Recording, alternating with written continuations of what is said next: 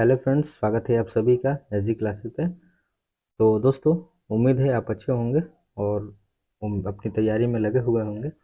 चलिए हम लोग बात करते हैं फर्स्ट सेमेस्टर में। सबसे पहले जो देखिए, इसके पहले भी हम लोग प्रीवियस ईयर क्वेश्चन कराए हुए हैं, ठीक है, तो उसको आप जाकर चैनल पर देख सकते हैं। आज हम लोग एक टॉपिक के बारे में बात करेंगे जिसमें होता है क्षेत्रफल। क्या होता है? उस टॉपिक का जो नाम है उसको हम लोग कहते हैं क्षेत्रफल। और उसके बाद परिमाप। और वो उसमें हम देखेंगे कि अलग अलग जो चित्र है आपका, जैसे में सबसे पहले हम लोग देखें तो त्रिभुज है, ठीक है, त्रिभुज के बारे में बात करेंगे। फिर उसके बाद वर्ग के बारे में, यानी कि पहले इंग्लिश में देखें तो ट्रायंगल के बारे में, ठीक है। तो अब यहाँ पे ट्रायंगल के जब बारे में बात करेंगे तो सारे ट्रायंगल के बारे में बात करेंगे। वर्ग के बारे में बात करेंगे तो यानी स्क्वायर के बारे में, ठीक है, इसकी खासियत क्या है, क्या चीज़ें होती हैं। फिर उसके बाद जब आयत की बात करेंगे यानी कि रेक्टेंगल की बात करेंगे, है ना, तो इसके में हम लोग क्या करेंगे, इसकी क्या परिमाप होते हैं, क्या क्षेत्रफल होता है, क्या क्या चीज़ें होती हैं, इसमें सारा चीज़ हम लोग पढ़ेंगे। और एक और चीज़ पढ़ेंगे, वृत्त यानी कि सर्कल के बारे में, सर्कल क्या होता है। तो ये सारी चीज़ें हमें क्या करना है, इस चैप्टर में इस टॉपिक पे पढ़ना है। क्षेत्रफल यानी एरिया, पेरीमीटर यानी परिमाप, त्रिभुज, स्क्वायर, रेक्टेंगल और सर्कल। चलिए शुरुआत करते हैं। सबसे पहले हम लोग त्रिभुज के बारे में। तो त्रिभुज देखिए है, यहाँ पे ध्यान से देखिए कि त्रिभुज होता क्या है। सबसे पहले अगर हम बात करें तो त्रिभुज में नाम ही छुपा है त्रिभुज, यानी कि तीन भुजाओं वाला ऐसा बंद आकृति, ठीक है, तीन भुजाओं वाला ऐसी बंद आकृति जिसको हम लोग क्या कहते हैं, त्रिभुज कहते हैं। जब त्रिभुज के बारे में बात करते हैं तो त्रिभुज में क्या होता है, प्रकार देखते हैं। तो सबसे पहले जो प्रकार होता है, ध्यान से देखिए, प्रकार जो होता है अगर हम देखें तो कोण के आधार पर देखते हैं, ठीक है। और दूसरा जो होती है वो भुजा के आधार पर देखते हैं, ठीक है। तो कोण के आधार पर कितने होते हैं, तीन होते हैं। सबसे पहला न्यून कोण त्रिभुज। क्या होता है न्यून कोण त्रिभुज, इसके बारे में हम लोग डिटेल में पढ़ेंगे अभी। दूसरा हमें होता है समकोण त्रिभुज। क्या होता है, समकोण त्रिभुज, ठीक है। अच्छा, अगर इंग्लिश में देखें तो इसको बोलते हैं एक्विट एंगल, दूसरे बोलते हैं राइट एंगल, तीसरे वाले को जो हम बोलते हैं उसको हम लोग बोलते हैं अधिक कोण त्रिभुज। क्या बोलते हैं, अधिक कोण त्रिभुज, यानी कि अधिक कोण त्रिभुज। अगर हम इसको देखें, ध्यान से बात करें इंग्लिश में, तो इसको हम लोग बोलते हैं ऑब्ट्यूस एंगल ट्रायंगल। अगर भुजा की उसकी बात करें तो सबसे पहले भुजा के बारे में आती है तो पहला जो होता है वो होता है समबाहु। क्या बोलते हैं, समबाहु। इंग्लिश में बात करें तो इसको हम लोग बोलते हैं इक्विलेटरल ट्रायंगल। दूसरा क्या होता है, उसको हम लोग बोलते हैं समद्विबाहु। क्या बोलते हैं, समद्विबाहु, यानी कि इसको हम लोग बोलते हैं आइसोसेलेस ट्रायंगल। तीसरा जो हमारा आता है उसको हम लोग बोलते हैं विषम बाहु। क्या बोलते हैं, विषम बाहु। इसका मतलब हो गया स्केलेन ट्रायंगल। तो हमारा कितने तरह के टॉपिक हो गए, छह तरह के हो गए। एक हो गया न्यून कोण, equity angle, right angle, obtuse angle, फिर इसके बात करें तो इक्विलेटरल ट्रायंगल, आइसोसेलेस ट्रायंगल और स्केलेन ट्रायंगल। ये हो गए हमारे त्रिभुज। अब हम लोग डिटेल में बात करते हैं कि न्यून कोण होता क्या है। तो देखिए, सबसे पहले जब हम बात करेंगे न्यून कोण की, तो ये कोण होता है, ऐसा कोण होता है इसके जो तीनों कोण होंगे, ये आपके जो तीनों कोण दिखाएंगे वो 0 डिग्री से बड़े होंगे और 90 डिग्री से क्या होंगे, छोटे होंगे। इसको हम लोग कहते हैं एक्विट एंगल, या इसको बोलेंगे न्यून कोण त्रिभुज। दूसरा जो हम लोग बात करते हैं वो बोलते हैं राइट एंगल। राइट एंगल में क्या होगा कि एक कोण जो होगा वो 90 डिग्री का होगा। इसका मतलब सीधा सीधा हम बात करें तो जो इसमें एक एंगल होगा वो 90 डिग्री का होगा। तीसरा जब हम लोग बात करते हैं तो तीसरे एंगल की जब बात करेंगे तो एक एंगल जो होगा वो 90 डिग्री से क्या होगा, बड़ा होगा। इसका मतलब जैसे 120 मानते हैं, तो ये क्या हो गया, इसको बोलते हैं अब ऑब्ट्यूस एंगल ट्रायंगल या अधिक कोण त्रिभुज। इसको बोलेंगे समकोण त्रिभुज। उसी तरीके से जब हम भुजा के बारे में बात करते हैं तो भुजा में सबसे पहला जो आता है वो आता है समबाहु। इसका मतलब इसकी जो तीनों भुजाएं क्या होती हैं, आपस में बराबर होती हैं, जिसको हम लोग कहते हैं इक्विलेटरल ट्रायंगल या समबाहु त्रिभुज। आ रहा है समझ में? चलिए आगे बढ़ते हैं। दूसरा होता है समद्विबाहु। क्या होता है, समद्विबाहु। इसका मतलब यह है कि दो भुजाएं आपस में बराबर होंगी और एक भुजा क्या होगी, इसमें अलग होगी। इसको हम बोलेंगे समद्विबाहु। क्या बोलेंगे, समद्विबाहु, ठीक है। तीसरा जो ट्रायंगल जब हम बात करेंगे तो तीसरा ट्रायंगल जो होगा इसमें तीनों भुजाएं जो होंगी वो क्या होंगी, आपस में अलग अलग होंगी, ठीक है। यानी कोई भी ऐसा कोण नहीं होगा, ऐसा, सॉरी, कोई ऐसा भुजा नहीं होगा जो एक दूसरे के बराबर होगा। जैसे बात करें तो अगर ये 5 है तो ये भी 5 होगा, ये भी 5 होगा। लेकिन अगर इसमें 5 ये है तो इसमें 5 ये है तो ये क्या होगा, 4 होगा।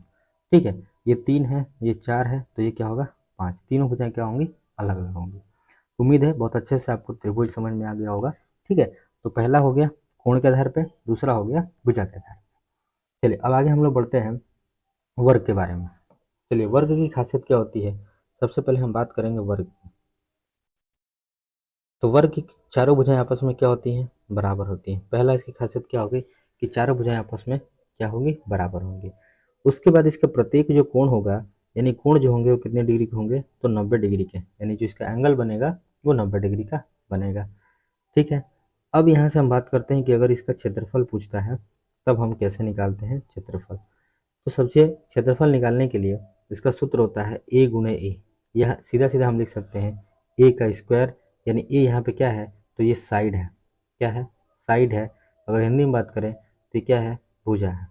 क्या है, भुजा है, यानी भुजा गुणे भुजा। सूत्र क्या बनता है, भुजा गुणे भुजा। ये रहा आपका सूत्र, भुजा गुणे भुजा।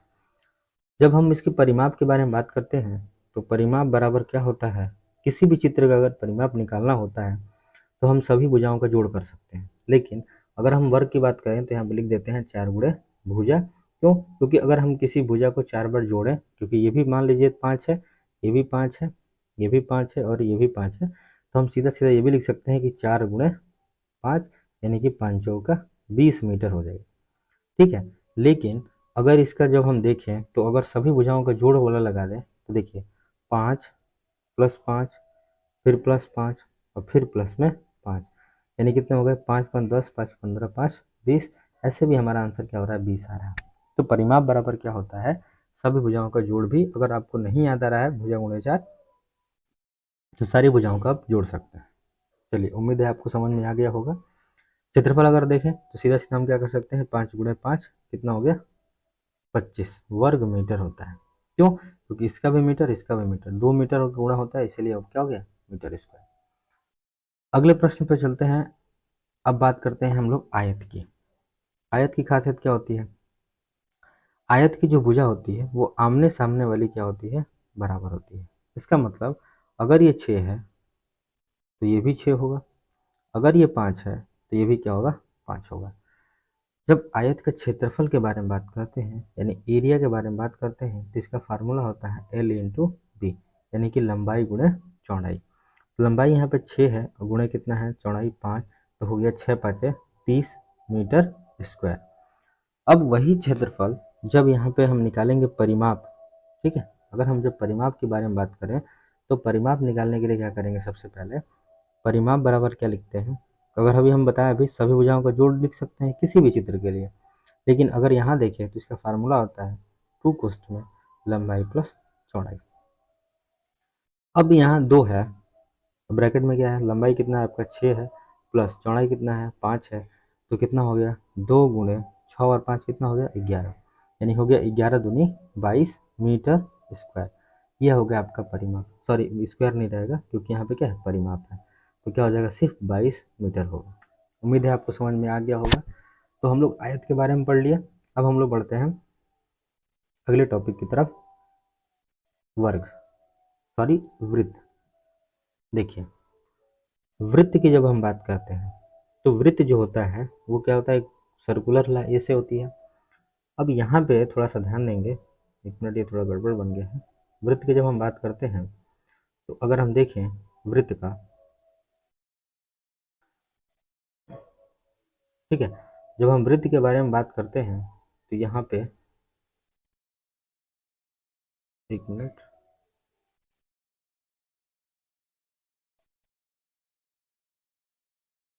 ठीक है, देखिए वृत्त हम बनाते हैं ऐसे ही। देखिए वृत्त ऐसे बन गया आपका। वृत्त में क्या होता है, केंद्र होता है। अब केंद्र से जो भी ऐसी त्रिज्या, केंद्र से जब एक ही परिधि को टच करे उसी को हम लोग बोलते हैं क्या, त्रिज्या, यानी कि इसको हम लोग बोलते हैं रेडियस। क्या बोलते हैं, अगर इंग्लिश में बात करें तो रेडियस। अगर वही लाइन, ठीक है, अगर वही लाइन अगर हम बढ़ा दें ऐसे पूरी, यहाँ से यहाँ तक बढ़ा दें, इसका मतलब ये जो कलर है पूरा यहाँ से यहाँ तक ए, मान लो ये, और ये क्या है बी। अगर मैं ए बी की बात करूँ, पूरी ए बी, ठीक है, या ऐसे कर दें, इसको ए ओ मान लें, इसको बीच वाले को हम लोग क्या मानते हैं, ओ। तो ये हो गया ओ, यानी ए ओ बी जो हो गया ये हमारा व्यास बनता है। क्या बनता है, व्यास, यानी कि इसको हम लोग बोलते हैं डायमीटर। तो डायमीटर जो होता है वो परिधि के दोनों तरफ क्या होता है, दोनों तरफ टच करता हुआ जाता है। लेकिन जब हम त्रिज्या के बारे में बात करें तो त्रिज्या सिर्फ या तो ओ बी हो सकती है या तो ओ ए हो सकती है, ये त्रिज्या है। ठीक है, वृत्त आगे समझ में। अब इसमें मान लीजिए कि वृत्त का जब क्षेत्रफल पूछता है तो क्षेत्रफल जो होता है वो होता है पाई आर स्क्वायर। ठीक है, उसके बाद जब परिमाप की बात करते हैं तो परिमाप बराबर सूत्र होता है 2 पाई आर। अब इस पे देखिए क्वेश्चन देखने को हमें मिलेगा, जब आप जब सॉल्व करेंगे पेपर तो उसमें देखेंगे आप कि वृत्त पे भी क्वेश्चन मिलेगा आपको, वर्ग पे और आयत पे या त्रिभुज के ऊपर क्या होता है आपको देखने को मिलता है। चलिए हम लोग आगे बढ़ते हैं प्रश्न की तरफ थोड़ा सा, कि अगर इस वृत्त पे प्रश्न आ जाए तो कैसे हल करें। देखिए, अगर मैं वृत्त के बारे में बात करूं तो सबसे पहले अगर मान लीजिए कह दे कि कोई एक वृत्त है और वृत्त की त्रिज्या दी गई है, कोई वृत्त है और वृत्त की त्रिज्या दी गई है, मान लेते हैं 7 सेंटीमीटर, तो क्षेत्रफल निकालिए। हम क्या करेंगे, क्षेत्रफल बराबर होता है पाई आर स्क्वायर। पाई की वैल्यू जो होती है हमारी 22/7 होती है, इंटू आर की वैल्यू दिया है 7 × 7। एक साथ से एक साथ कट गया, बचा कितना 7, तो 7 दूनी 14, यानी कि हो गया 154 वर्ग मीटर। ये हमारा क्या निकल गया, क्षेत्रफल निकल गया। उसी पे अगर क्वेश्चन कह देता कि परिमाप निकालिए, तो अभी परिमाप का सूत्र हम बताए थे, क्या होता है 2 पाई आर। ठीक है, 2 पाई की वैल्यू हो गई 22/7, इंटू आर कितना दिया है 7, 7 से 7 कट गया, तो 22 दूनी कितना हो गया 44 मीटर। ये हमारा हो गया परिमाप। तो उम्मीद है आपको अब समझ में आ गया होगा वृत्त। चलिए अब हम लोग क्वेश्चन सॉल्व करते हैं थोड़ा। पहला प्रश्न, पहला प्रश्न अगर देखें तो मान लीजिए कि कोई वर्ग है, वर्ग की, ठीक है, वर्ग की एक भुजा दे दे, वर्ग की एक भुजा दे दे और कहे कि वर्ग की भुजा दी गई है 10 मीटर, तो निकालिए इसका क्या परिमाप और क्षेत्रफल। क्या निकालने के लिए कहे, निकालने के लिए कहे परिमाप यानी पेरीमीटर। तो हमने फार्मूला पढ़ा अभी, क्या होता है भुजा गुणे 4 कर सकते हैं या 4 गुणे भुजा। तो भुजा कितनी है 10, 10 × 4 कितना हो जाएगा 40 मीटर। ये हमारा क्या हो गया परिमाप। अगर इसी भुजा से कह दे कि क्षेत्रफल बताइए, तो क्षेत्रफल बराबर क्या होता है भुजा गुणे भुजा, भुजा गुणे भुजा। अब देखिए भुजा हमारे पास कितनी है, तो भुजा यहाँ पर दिख रहा है आपको 10 और ये भी दिख रहा है 10, यानी 10 × 10 कितना हो जाएगा 100, यानी हमारा आंसर आ जाएगा 100 मीटर स्क्वायर। ये आपका हो गया क्षेत्रफल। तो ये हो गया आपका क्षेत्रफल वर्ग के। आगे बढ़ते हैं आयत की तरफ। देखिए अगर कह दे कोई आयत है, इसकी लंबाई मान लेते हैं 20 मीटर, इसकी चौड़ाई मान लेते हैं 10 मीटर। तो अगर लंबाई 10 मीटर है, सॉरी लंबाई 20 मीटर, चौड़ाई 10 मीटर, तो अगर पूछ दे कि परिमाप बताइए, तो अभी हमने पढ़ा कि परिमाप का सूत्र जो होता है वो होता है 2 कोष्ठ में लंबाई प्लस चौड़ाई। तो 2 कोष्ठ में लंबाई कितनी है आपकी 20 है, प्लस चौड़ाई कितनी है 10, हो गया कितना 2 गुणे 20 और 10 कितना होता है 30, यानी 30 दूनी कितना हो गया 60 मीटर। ये आपका हो गया। फिर अगर इसी क्वेश्चन पे अगर क्षेत्रफल पूछ देता तब क्या करेंगे, तो क्षेत्रफल बराबर होता है लंबाई गुणे चौड़ाई। लंबाई हमारी कितनी है तो 20 है और गुणे चौड़ाई कितनी है 10, तो 20 में कितना हो गया 200 मीटर स्क्वायर। ये हो गया आपका प्रश्न। अब आगे हम लोग प्रश्न की तरफ चलते हैं। अगर मान लीजिए कोई एक त्रिभुज है, एक त्रिभुज है और इस त्रिभुज में कह दे कि मान लीजिए ये कोण और ये कोण, 3 कोण होते हैं त्रिभुज में। अच्छा एक चीज़ और याद रखिए कि अगर कोण ए, ठीक है, अगर इसको ए मान ले, इसको बी मान ले और इसको सी मान ले, तो कोण ए प्लस कोण बी प्लस कोण सी बराबर होता है 180 डिग्री। कितना होता है 180 डिग्री। अगर मैं कहूँ कि ये 60 डिग्री का है, ठीक है, ये हमारा 40 डिग्री का है, तो बताइए कि ये कितने डिग्री का है, तो मान लेते हैं एक्स मान। तो हम क्या करेंगे, तो लिखेंगे एंगल ए बराबर एक्स प्लस एंगल बी का मान कितना है 60, फिर प्लस एंगल सी का मान कितना है 40, बराबर में 180। ठीक है, अब x प्लस कितना हो जाएगा, 6 या 4 10 हो गया, यानी कि 100 बराबर कितना, 180। x की वैल्यू निकालनी है तो ये प्लस में हो जाएगा तो क्या बनेगा, माइनस, यानी हो गया 180 माइनस 100 बराबर हमारा आंसर कितना आ जाएगा, 80 डिग्री। यानी एंगल ए की जब बात करेंगे तो एंगल ए कितने का हो जाएगा, 80 डिग्री का हो जाएगा। इस तरह के प्रश्न आपको देखने को मिलेंगे। ठीक है, तो दोस्तों उम्मीद है आपको इस सब चीज़ों की जानकारी हो चुकी है। अच्छा, थोड़ा सा एक चीज़ और देख लेते हैं कि अगर मैं कहूँ कि ये ऐसा है, कोई ट्रायंगल है, ठीक है, ये कोण और ये कोण तीनों दिए हैं, मान लेते हैं x, ये भी x और ये भी x, और पूछ दे ये बताइए कि इन तीनों कोणों का मान कितना कितना होगा। तो हमें पता है कि x प्लस x तीनों मिला के कितने हो जाएंगे, 180 के बराबर होने चाहिए। क्यों, क्योंकि तीनों त्रिभुज के तीनों अंतों कोणों का योग जो होता है वो कितना होता है, 180 होता है। तो 1 2 3 यानी कि टोटल जोड़ेंगे तो कितना हो गया, 3x बराबर में कितना, 180। हमें क्या निकालना है, x का मान। तो x का मान निकालने के लिए क्या करते हैं, 180 बटे में 3 आ जाएगा। क्यों, क्योंकि इधर गुणा में है, 3 से घटा देंगे, 30 से 36 18 0, x का मान कितना आ गया, 60। जब x का मान 60 आया, इसका मतलब ये भी 60 हो गया। ठीक है, ये भी 60 हुआ और ये भी आपका 60 हो गया। तीनों मिलके जो कितने हो गए, 60 डिग्री के ये आपके हो गए। ठीक है, चलिए अब आगे हम लोग टॉपिक की तरफ चलते हैं, वर्ग के क्षेत्रफल के बारे में बात करते हैं। जब वर्ग के बारे में बात करेंगे तो मान लीजिए अगर क्वेश्चन थोड़ा सा ऐसे घुमा दे, कह दे कि एक कोई वर्ग है जिसका वर्ग का क्षेत्रफल दे दिया, क्या दे दे, क्षेत्रफल। इस बार क्षेत्रफल पूछा नहीं है, क्षेत्रफल दे दिया है कितना, 144 वर्ग मीटर। तो परिमाप बताइए, क्या पूछ देगा, परिमाप बताइए क्या होगा। दोस्तों ये लिखावट में थोड़ा सा दिक्कत है क्योंकि पेन जो है नहीं, टच वाला पेन है नहीं, बस दैट इसे टेम्परेरी बना के उसमें बना आप लोग को पढ़ा रहे हैं। ठीक है, चलिए उम्मीद है कि आप सपोर्ट करेंगे और हम लोग का यूट्यूब पर जो परिवार है लगभग लगभग 60 पहुंचने वाला है। तो दोस्तों उम्मीद है आप सबसे कि आप लोग हेल्प करिए और आपको ऐसे ही प्रश्न आपको देखने को मिलेंगे जो आपके हूबहू प्रश्न छपने वाले हैं एग्जाम में। तो चलिए सब लोग बात करते हैं। सबसे पहले अब देखिए, वर्ग का क्षेत्रफल तो दिया 144, परिमाप निकालना है। तो परिमाप तो निकालने के लिए भुजा की जरूरत पड़ती है। तो सबसे पहले हम क्या निकालेंगे, भुजा निकालेंगे। भुजा यानी साइड। जब भुजा की बात करते हैं तो हमने पढ़ा था कि क्षेत्रफल बराबर होता है भुजा गुणे भुजा। लेकिन जब भुजा ही निकालनी पड़ जाए तो याद रखिए कि जब स्क्वायर दूसरी तरफ जाता है तो अंडर रूट बना देता है, यानी कि उसको करनी में कर देता है। तो अभी हमने देखा कि करनी में कितना है, 144। अब 144 का जो है वर्गमूल निकालना है। कैसे निकालेंगे, इस चीज़ को देख लीजिए। 2 से पहले घटाएंगे तो 72 बार में, फिर 2 से घटाएंगे तो 36 बार में, फिर यहाँ पे 2 से घटाएंगे तो कितने बार में, 18 बार में, फिर 2 से घटाएंगे तो 9 बार में। अभी 2 से कटेगा नहीं, सीधे सीधे 3 से घटाइए, 3 से 3 बार में, फिर 3 से घटाइए कितना, 1 बार में। अब इसका मतलब ये जब सारा कट जाता है तो हम क्या करते हैं, पेयर बनाते हैं दो दो का। ये पेयर बन गया, ये पेयर बन गया।